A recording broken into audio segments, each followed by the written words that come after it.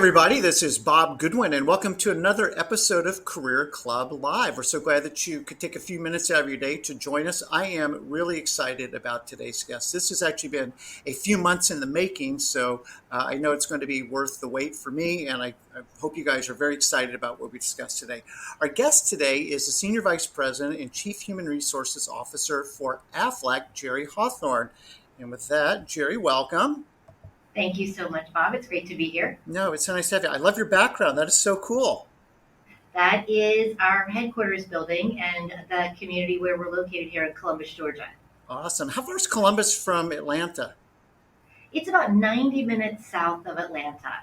Got it. Okay. Well, this is going to lead us into our first icebreaker question, which is, where were you born and raised? Are you from the Georgia area? I am not. I'm actually from Ohio originally. So I was born in Southeast Ohio and grew up, spent my formative years there. Okay. So this is why we ask icebreaker questions. I live in Cincinnati. Where did you grow up?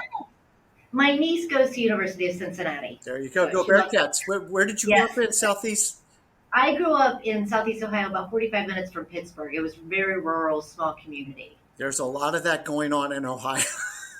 Yes. A little. Think, mining towns. Think a little hillbilly elegy kind of communities. That's where I grew up. There you go. Well, it's funny. My brother was telling me one day, it's like you could go to Mount Everest and you're going to find somebody who's from Ohio. Yes. It's amazing. It's funny. I was talking with this one gentleman who was doing some consulting work with us, and he was like, he kind of said where, and I was like, peeling the layer back, and this little town, and he was like, I know that town, and then this little town, kind of layer further, and he was like, my grandparents are from there, and I'm like, what? So it is really funny. You're right. So all roads seem to lead through Ohio, but somehow it sounds like you left Ohio. So maybe that's a good opportunity to segue into, where did you go to school? What's your college background? So I actually went to undergraduate in West Virginia at a small college called Willing Jesuit University, and then I went to graduate school in England. I went to the University of Bath, which is in southwest England, about an hour and 45 minutes southwest of London. Ooh, that is a beautiful area. That's like Doc Martin territory, isn't it? It is. It's beautiful there. Yeah, it was a little bit like going back in time. I mean, just almost like a fairy tale town. So beautiful. How the heck did you end up over there? So I knew I wanted to go abroad. I had not gone before. I knew I didn't want to take GREs because I wasn't good at standardized testing. And so I did research. This was all pre-internet, so it was microfiche libraries and things like that, and ended up finding a graduate program in European policy that I was very interested in, and applied and got in. Well, I'm a Southerner, so I went to Tennessee, and so like international would have been like Alabama or Florida. So good for you for finding your way to England. Yeah, it was wonderful. Yeah, awesome. So it's been a good run. Good. And then just a little bit about your family. Yep. Married, 2 kids. My daughter's actually at Georgia, so I think Georgia's playing Tennessee in football coming up, which that's true. Go Dogs. We hope they win. That's where my money goes, to University of Georgia. And then I have a son who just graduated from Virginia Tech. He's studying for the LSATs right now. He lives in Baltimore. And my husband lives here with me in Georgia. He's semi-retired. He's worked in investment banking most of his career. No, that's very cool. Well, as someone who's put 4 kids through college, I know that it's nice to get that in the rearview mirror and move on with your life. Yes, we're getting close. We got one more year. We're getting close. Awesome. Well, I wish you well. So do you mind just painting a little bit of a picture of your career arc for folks? Obviously, you're at a really, prestigious job. How did you find your way to that? So not very directly, in full transparency, meaning that, I didn't have a grand plan when I started my career. I started just finding a job, and it was in training and development and cross-cultural training and development at the time, working with expats and companies that were sending expats abroad. So I parlayed that and kind of moved into international HR, so contract management, relocations, things like that. Well, in the middle of all of that, my husband actually got expatriated to Denmark. And so I kind of took what I had been doing professionally, and we became, sort of guinea pigs of that. But I was fortunate that I found a job in Denmark, which was just, it was luck. I mean, I did a lot of networking, but it was just, I met an HR person at Nova Nordisk, and they needed somebody in their international HR group. And so I joined them. And I worked there for about 4 years, and then we came back. We were repatriated back, and I took a little bit of a break, and then continued in international HR. And then I moved into being a business partner Hmm. with a financial institution. I lived in Baltimore, and so a financial institution there. Did that for a few years, and then moved into talent management and leadership development. Worked in financial services, energy, business partner, talent management, leadership development. So kind of came full all the way around to that. I joined AFLAC in 2019, leading HR business partners for our corporate HR organization. And then as things went on, my scope got expanded to include our employee experience team, to include our learning and development team. Hmm. I became head of HR for the U.S. Along with the corporate responsibilities. And then my scope was expanded for leading all of HR about a year and a half ago. Well, congratulations. Thank you. Just Yes. super quick, at Career Club, we work with people, doing career management, as sort of the name would imply. And um, I love sort of that, non-linear, Yeah. and I mean, because sometimes I think people have this expectation that there's always this master plan and that, like, we're just following the Yes. map and, A to B to C to D. And it's not like that. And being open No. to trying different things. And I don't know, let's go to Denmark and see what happens. That's it. The other thing is that like you skim over it when you have these sorts of conversations, but it's like did all these things, but by the way, there were sort of failures throughout those things too. Do you know what I mean? So Very it's like much. I skim over, here's all the great stuff, and it's been but it has not been a journey without its bumps and bruises at the Mm, same time. And so you're absolutely right. I always tell folks go sideways first. It's always better to go sideways before you go up, and I think it's good to try things. I also think it's better to try things earlier in people's career because I think, once you start making a certain amount of money, most of us work because we want to make money. So once you get over a certain level and a certain threshold, you almost become too specialized to go broad because it's hard to go back down. And so mm. I always tell folks to go sideways. And and I'm a big believer it's okay to fail. I've done it multiple times. And if you're the key is you got to kind of pick yourself back up and keep going. Well, we're going to talk about that in a little bit when we talk about resilience and things like that. But, you know, just to pick up on your point for a second, particularly for people earlier in their career, it's almost like what sport are you going to play? What instrument are you going to play in band? Like you have to try stuff, right? That's it. And, there's a lot of potentially good yes answers. We just want to, at minimum, it's kind of a test for negatives. Like, I know I don't like that. That's it. Yes. Yeah. I have a son. My son, he's studying for the LSATs. He's interning at a law firm. And he said to me, what if I don't like it? And I said, that's good. Then we've ruled it out. Like, That's right. decide that before you apply to law school. That, So I totally agree with you. I think a lot of it is just sort of ruling things out for what you dislike when you're earlier in your career. but being open to experimentation, I think, is Yeah, just so, so important because you don't know what you don't know because you don't know what all is on the buffet table, right? that's right. And so That's exactly right. experimentation, I love what you're saying, kind of move sideways before you move up is really good advice. Last little icebreaker question. What do we find Jerry doing when she's not at work? Well, she works most of the time. It's a busy job. It's a busy organization, and I love everything about it. But when I'm not working, my husband and I like to travel quite a bit. We have a dog, which has replaced my children. I don't know what I think about that, but it's happened nonetheless. And go see our kids, of course. And then we like to. I'm a big cook. I love to cook. So cooking and I do yoga and Peloton just to kind of keep my sanity in the middle of everything. So I don't let the grass grow. I'll keep it. I'll It say it that doesn't way. sound like it. Do you marry your traveling with your love of cooking? Do you pick We do. destinations? We try to go places, yes, where we're taking cooking classes and or places where we know we want to eat the food. So yeah, that's a big part of it. Okay, Yeah. so I have to ask in the way I promise we'll move on to the real part of this. Um, Okay. uh, Either favorite place that you've been because you love the food, or where you're really hoping to go to next because of the food. Favorite place I've been where I love the food, I would say France. I love France. I love duck confit. I love mussels. I love France is my favorite by far.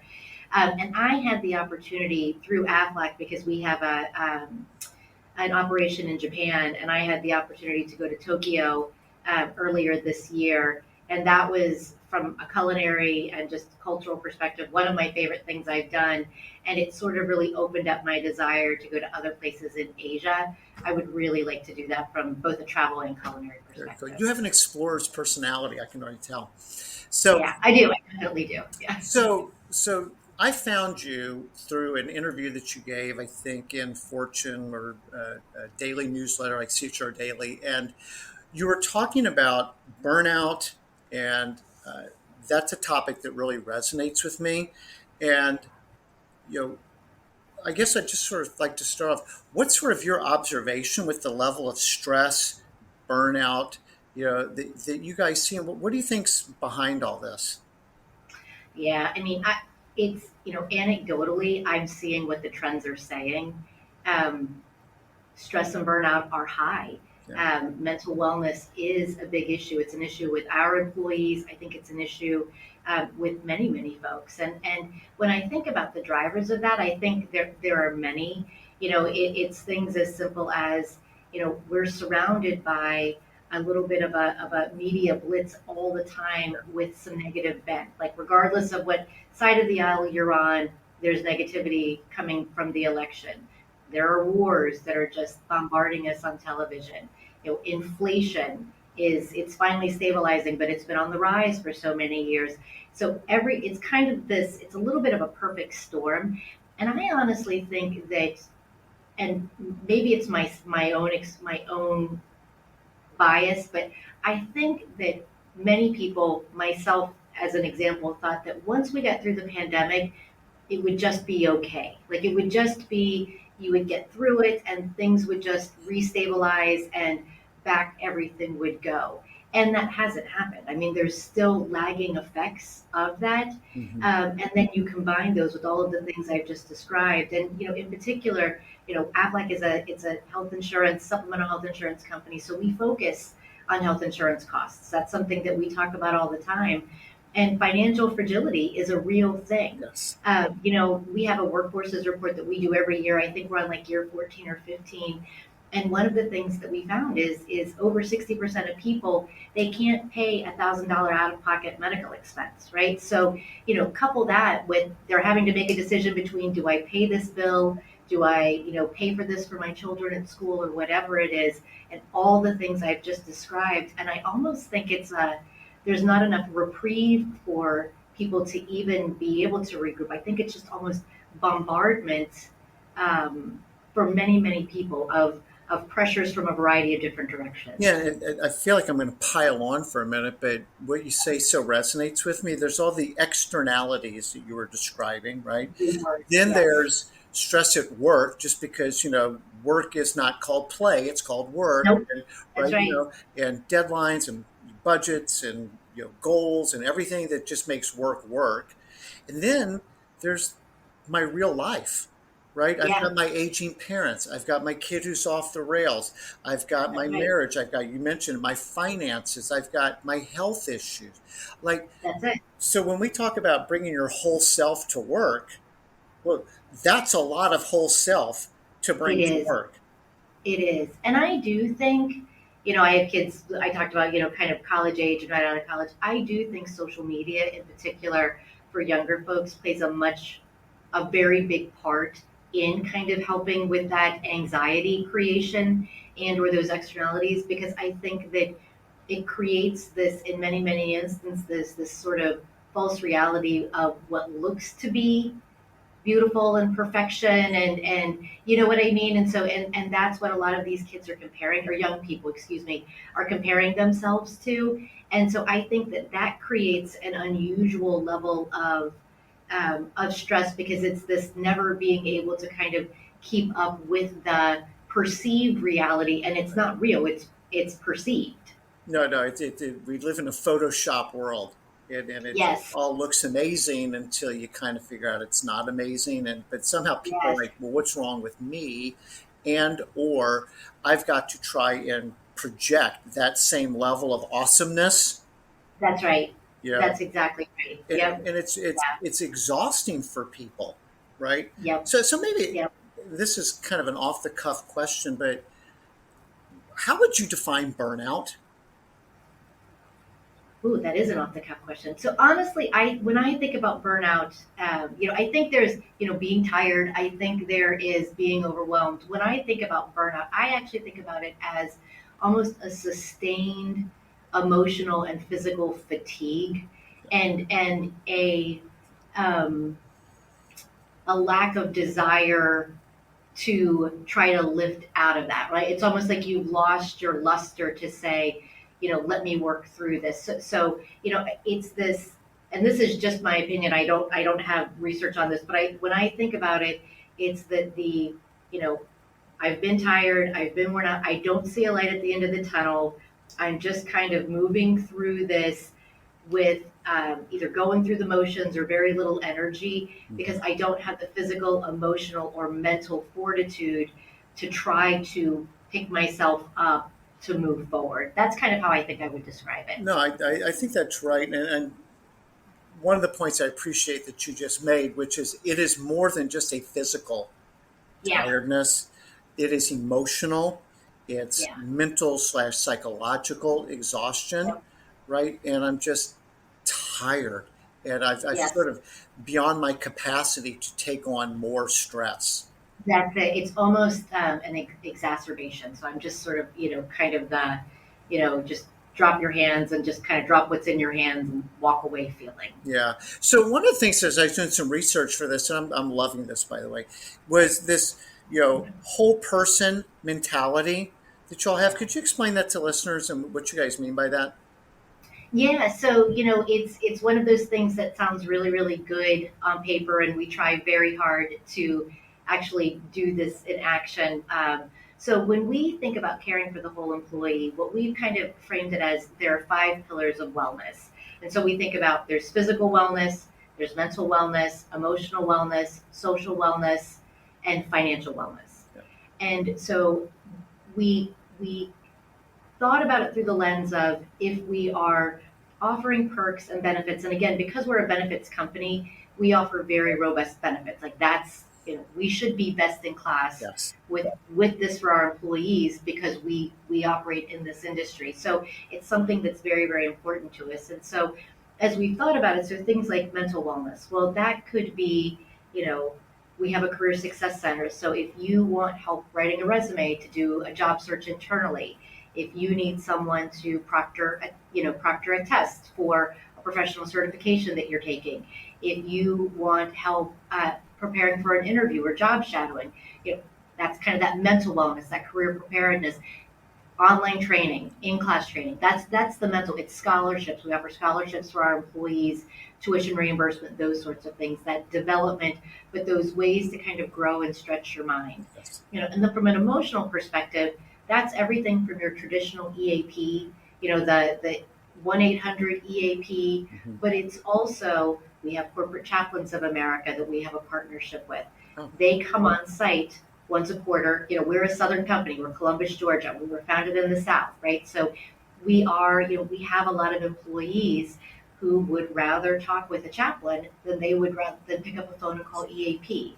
So we have our corporate chaplains.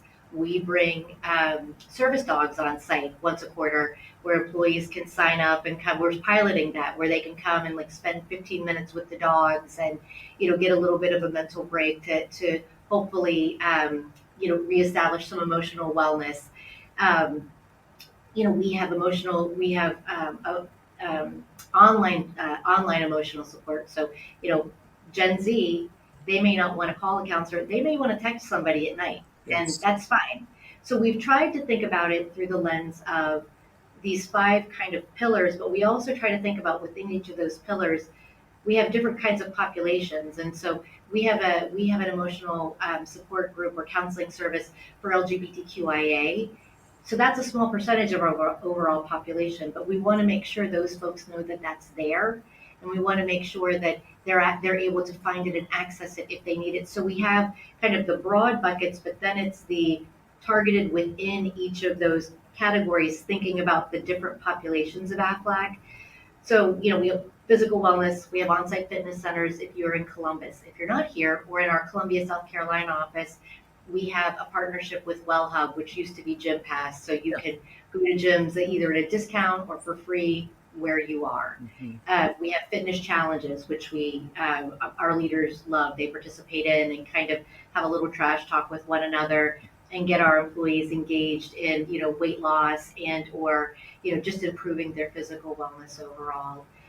Financial wellness, we do everything from, we bring in our 401k partner to give financial advice, if it's an educational program for first time home buyers, for single parents, for new parents, for adoption, people who are adopting a child. So it's not just the financial education, it's the what are the buckets within that will hit a certain target population. And again, you may only get 30 people at one of those, that may attend, but those 30 people, it's very specific to what they need, given where they are in their life, and specifically what they want to do next within their life and or their career. So we do that across each of those kind of broad categories.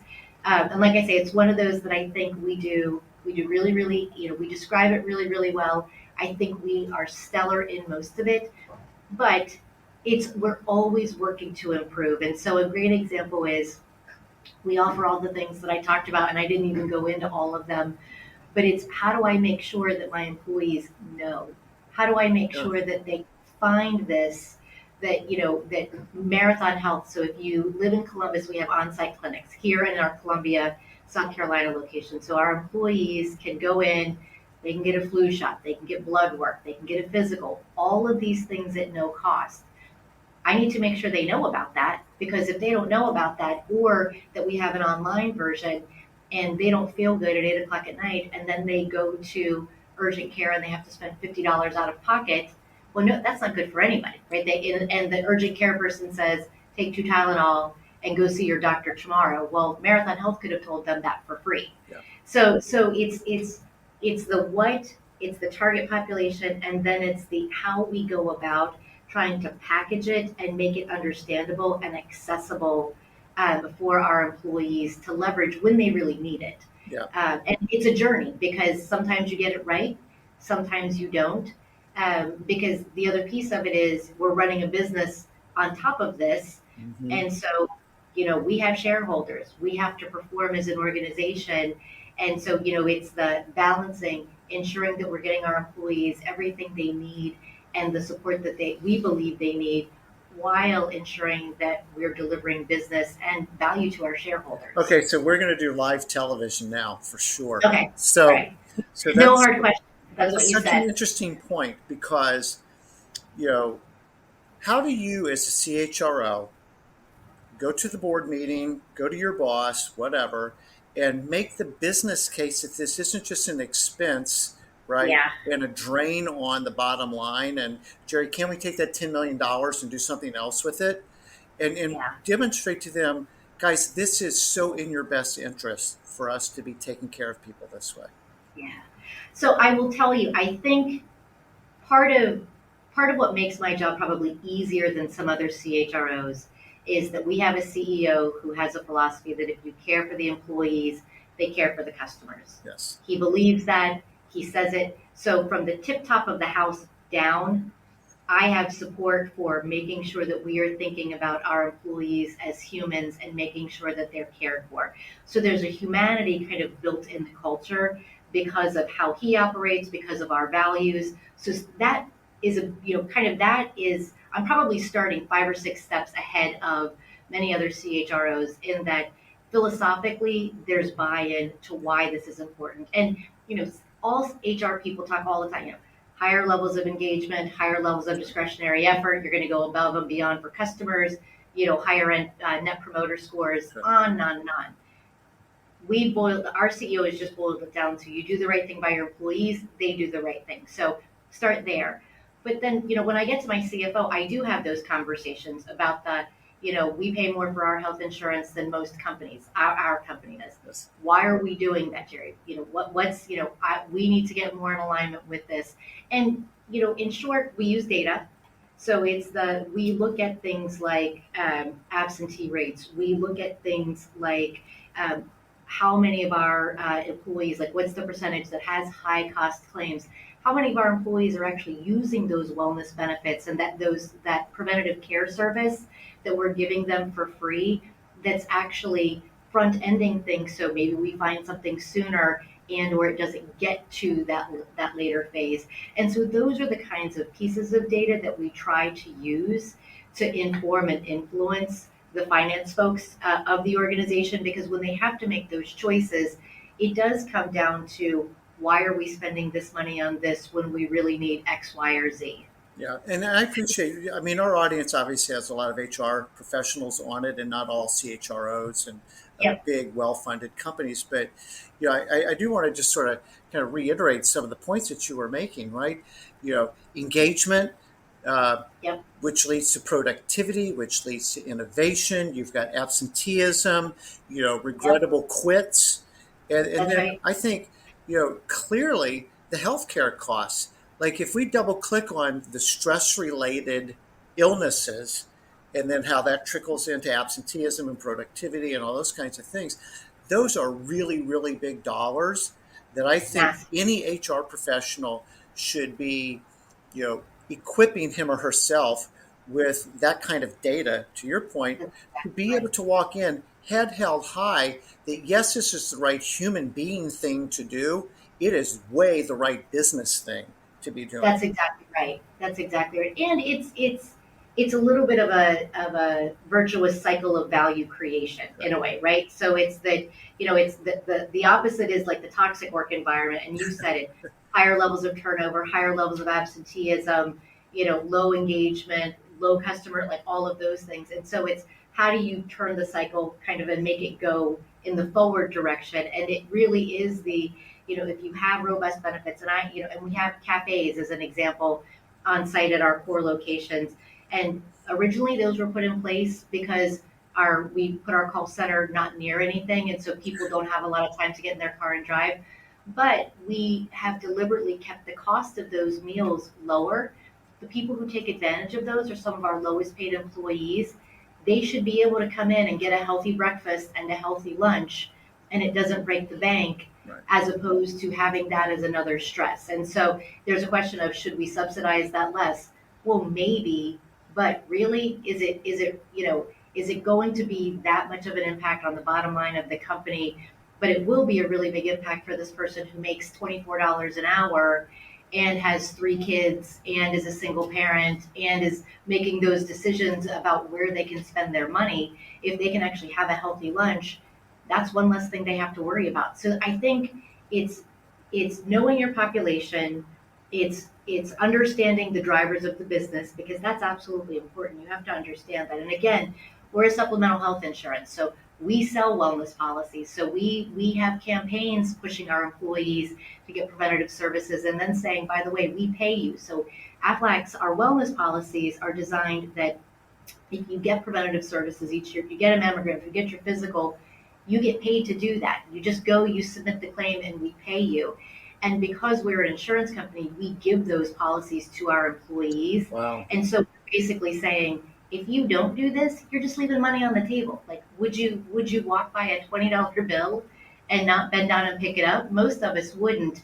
But it's understanding the business drivers and then thinking about the solutions for your employee population that tie with the business drivers, but also meet the needs of that population. Right. And using data, you have to, when you're talking to finance folks, you have to talk to them in their language, period. Well, I don't know how to say it better than you just said it, so I'm going to move on because you made the case extremely well. One of the things that I had read that you were talking about, Jerry, that is very near and dear to me, that I'd love to hear you expound on a little bit, is the notion of resilience. And you've likened resilience, I think, to strength training before. Yeah. Can you kind of expand on that for a minute? Yeah, when I think about resilience, I think about psychological safety, and I think about things that create psychological safety for humans. And those things are, in some ways, it's they feel supported, they feel heard, they feel like they have a voice and power. They feel like they can raise concerns and questions without punitive reactions.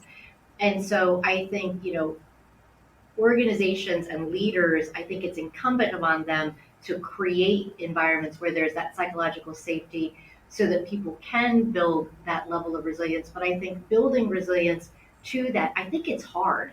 I think it requires mental fortitude. And I talked a little bit about at the very beginning the failures, I glossed over everything and just talked about my career and here I am. But man, there were a lot of failures. There were a lot of times when it was hey, I think I'm going to get fired, or, hey, I just had this horrible conversation with my boss, or this awful thing happened. And then that's the work things. And then there's the personal things too. And I think it's almost a resiliency and fortitude of the trying to put that in perspective relative to other things. I talk to my team here all the time. I mean, 99.9% of the things that cause stress with my team here at AFLAC are not life or death. Now, unfortunately, there are very unique times when there are, but 99% of the time over that, it's not. And when you kind of try to put things in perspective for people and try to help them put it in perspective as well, to say, I understand how impactful this feels in the moment, but let's try to think about this in the context of something larger and keep it in perspective of the, you know, how, what is the downside if this goes wrong? What are the negative implications of what's the worst thing that can happen? Let's go to the catastrophe of this and then let's work our way backwards, because usually it doesn't go to the catastrophe. So I kind of think of it like start with the catastrophe if you're feeling that, and work your way backwards, and you'll probably get to a place where it's the likelihood of that catastrophe is really, really low. The likelihood of one of these more reasonable outcomes is more likely. And if the worst thing that happens, especially in a work day, is that somebody is frustrated with me, disappointment is probably harder, but if they're frustrated or angry with me, I can work through that. We're people and we can kind of work through all of that, but it's trying to keep those things in perspective and compartmentalizing. And again, that's another one. It's easier said than done, but it's something that you have to continue to work at and to think about each day when you reflect on what you did well, or what went wrong. How do you actually put that in perspective of the kind of the grand scheme of what's important to you as a person? Wow, you're touching on so many good points. So I haven't heard anybody talk about this before. It's really cool. What's the worst that could happen? Yeah, And like, okay, well, the likelihood of that happening is pretty remote. Okay, yeah, so we can start to de-stress almost immediately. But it also kind of takes some of the emotionality out of yes. something, and we kind of start using our brain again and like, oh, okay, all right. Yeah, you're right. I'm not going to get fired over this, or, nobody's going to die over this. So, okay, let's relax. So That's I think that's exactly. really So then cool. what are the four things, the four worst, legitimate things that can happen? And then let's talk about the likelihood of those. And, I mean, look, I'm not a heart surgeon. AFLAC does a lot with the Children's Cancer Center of Atlanta, or the Children's Hospital of Atlanta. We have a cancer center.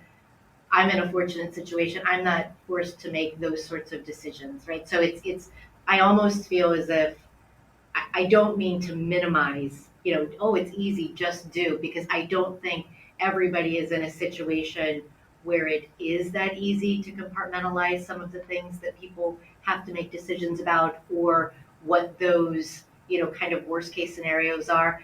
I just think for the vast majority of us, myself included, the worst case scenario probably isn't the worst case scenario that a surgeon, a brain surgeon might have, sort of a thing. Exactly. So one of the things you were talking about some failures, and I think we can all, if we're honest with ourselves, say, yeah, I've got my own portfolio of failures that I don't, necessarily always feel great about. But back on the muscle piece, and I'm rarely accused of an original idea, and this is an example of that. Is I've used this. I like that example because oftentimes when people are talking about resilience, they'll visualize like a rubber ball and you squeeze it, and that's it, coming under pressure, and then the pressure is released and the ball goes back to its original shape. It was resilient. I'm like, no, that's called recovery. That's just Yes. getting back to where you were. Actually, Yes. the muscle strengthening, and again, people know this, but when you're actually lifting weights and really straining the muscle, it tears the muscle, That's right? right. And then it rebuilds itself and it needs That's, rest. So yeah. back to physical and other kinds of things, it needs to rest, but it actually gets stronger. And so Yep. we build up what a psychologist friend of mine has taught me called anti-fragility. That actually Oh, we raise the threshold of what actually is stressful. So yes. if I first start lifting weights, 5 pounds could feel like a lot. But if I do it for 6 months, all of a sudden 5 pounds doesn't feel like very much, right? That's right. Because I've gotten That's, stronger, and that's a way of talking about anti-fragility. And yep. so, the thing with building the muscle, and this is what it sounds like you've done in your career, is those micro failures Yes. basically built muscle over time That's right. that you figured out it wasn't catastrophic. I can get through this. I did learn something. Could you That's sort of right. build on that notion? Well, yeah, absolutely. And I think, what I was thinking when you were saying that is, I also think that experience builds wisdom and kind of reflectability. So, meaning that, if you talk to me, 10 minutes after one of those failures, and I was in my 20s or 30s, my reaction would be very, very different. So, there's that kind of time and distance. And so now as I look back, it feels very different. At the time, it felt like the muscle was just torn. And so that's the other thing I think about with resilience. It's for some of us it takes longer, right? So some folks, there's a resiliency that can come much more quickly. I'm actually a little envious of those people, excuse me, because I just, it's the ability to sort of put it in a compartmental, kind of focus on it for a little while and then move it forward.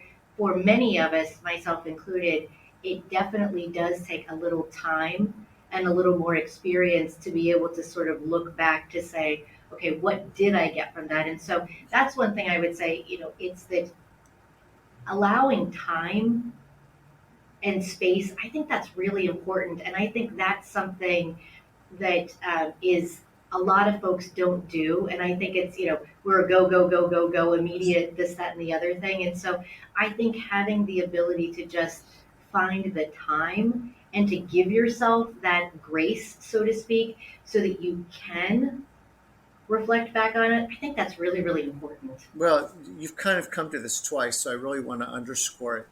Like at the end of the day, what are three things that went well, right? And particularly for type A people, right? One of the things that makes people successful or some people successful is they're very good at seeing, well, what's the next gap? What's the next thing that we need to go do? But that always Yep. kind of keeps you in what's not done yet kind of Yes. mindset. And being able to just take a couple of minutes at the end of the day, what did I do well today? What went Yep. well today? You actually get a dopamine hit from doing that, right? Which is Yeah. healthy. But the other thing, and you took the expression from me, which I'm really glad that you said this, which is if something didn't go well, reflecting on what did I learn, Yep. forgiving myself, or to use your expression, which Yep. was well said, extending myself a little bit of grace, Yep. and then shutting the book on that. And tomorrow's a new day. But again, the way that our brains work, and I think some of this is just sort of the survival and kind of being focused on things that are threats. That's Is right. we focus on the negative, and That's we're exactly taking a right. minute Yeah. to think about what went well. Good. I didn't get everything done, but I did get this done, and I got that done, and I feel good about that. This one thing probably could have gone better. What what can I learn from that? Yep. Okay. Doesn't make me a bad human being. Doesn't make me a bad employee or That's right. anything. And then That's right. okay, tomorrow's a new day. Well, yeah, and I think that it's, not only this one thing didn't go well, but it's, in the grand scheme of the day, was that, how much of your day did that derail? And or did it impact 5,000 people? Did it impact two? Like what's the scope and severity of that error, that, that mistake that you made? Because I think that has a lot to do with it too. It's the, putting it in that perspective to say, yes, I made this mistake, but really in kind of all of this, what is the impact of that mistake? Well, and you talk about time and space, which is really good. So in 5 years, am I going to remember this? In Yeah. 5 years, is anybody can remember this? Yes. That's exactly that. That's exactly All right. right, then Yeah. maybe it's not that big of a deal. So, Yeah. is there anything else that you would want to, because resilience is just, that is a life skill, right? Yeah. Because we talked at the beginning about, externalities and work pressure and then everything that goes on in your personal life. This life skill transcends all of that, right? That muscle has different contexts that it can be used. And I want to give you, because I'm going to move on in just a second, but is there anything else that you wanted to just sort of add to this? Yeah, the only thing I would say, and when I think about work environments and leadership and leaders, one of the things that I try to do that I'm very aware of is owning my mistakes and talking about with my team what we could have done better, or maybe we overthought this, or maybe I overthought this and we should have done it this way. So I think it's very important, and that goes to that sort of psychological safety, to create environments by being authentic about your own kind of failures. And we were laughing. So I have this on this duck pin. This is my fourth duck pin because I lose them every time I get them. I really like them, but I lose them every time I get them. And so, it's become a little bit of a running joke, but it's okay for me to say, I lost it again. And that's a tiny, tiny example, but I think it's really, really important for leaders and for colleagues and peers and humans in general to basically be able to say, I made a mistake, and either, it was deliberate, like a deliberate mistake, like there's culpability and I apologize and I own that, or I just made a mistake because I'm a human being and that's what we do. And here's what I learned from it. And let's talk about that because I don't want that to happen again. I don't want you to have to go through that. So let's create an environment where we can actually have that kind of dialogue. I think that's hugely, hugely important for leaders. Yeah. Hugely. Yeah. And so the word that I think a lot of people would use is vulnerability, right? And you Yes. said authenticity, which, is right in that same lane. The other thing that's cool about that, one, it's cathartic just to be able to like, Yeah. do that. But two is you're model. That's real leadership because you're modeling for other people. Oh, Yeah. and then you talked about psychological safety. You're literally creating the environment. Well, crap, if Jeri could say that, then I guess maybe Yeah. when I make a mistake and I get some calculation wrong or do whatever, it's like I'm not going to get fired. Jeri's not going to freak out on me or whatever. It's like okay, like it's okay to tell the truth here. Yeah. And Which is massive when we talk about kind of toxic work environments and things like that. It's just, when it becomes you're more concerned about covering your mistakes than you are about helping customers and helping your colleagues. yeah, That's a really bad culture to work in. It yeah. just really is. Okay, so see, this is always the issue. We could keep going on this for another hour. There were just a couple other things I wanted to ask you, please. Of course. When at Career Club, we do a lot of help with people in job transition Yep. and you know, teaching people like what are employers looking for. So for you, when you're interviewing somebody or you're building your team, what are some of the qualities or the traits that you're trying to identify? I look for people who are curious. Like that for me is extremely important, that they have almost as many questions that I have. If I'm talking with someone, that it's a I'm asking questions about their background and they're asking questions about the organization or the job or the whatever it is. So I think that curiosity is important.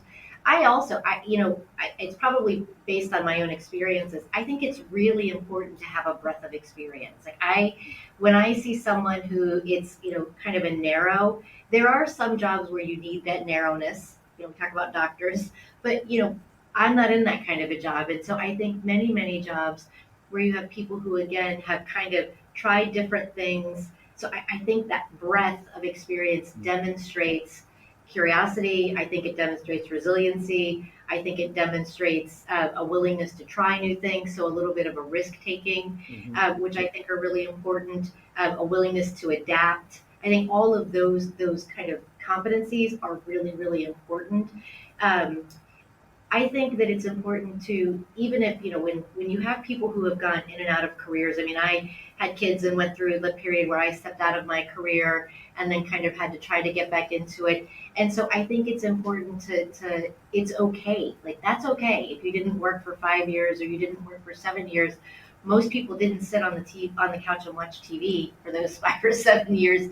They probably managed a household budget, or they managed, the little league team's finances, or organized this for the kids' school, or took care of an elderly parent and had to manage all of the things that go with that. So I think it's important for people who are kind of in those transitions from one phase to another, or have been out and going back, to highlight the things they actually did things. Like, most people do things. So it's a combination of things, but it's really, I think, about curiosity, and demonstrating that kind of adaptability, and interest in trying different things. Yeah, no, I really appreciate that. And if I had to do an analysis of the number one answer, it's either, you know naturally curious, learning aptitude, because the Yep. world is just changing so quickly, Yes. right? And it's not like I graduated and I got my degree and whatever, and that's going to last me for 40 years. It's not going to That's right. last me for 4 years, Nope. right? Nope. That's And exactly right. things keep changing. Okay, last question. Okay. With the benefit of hindsight, Yep. what advice would you give to 25-year-old Jeri? Ooh, that's a good question.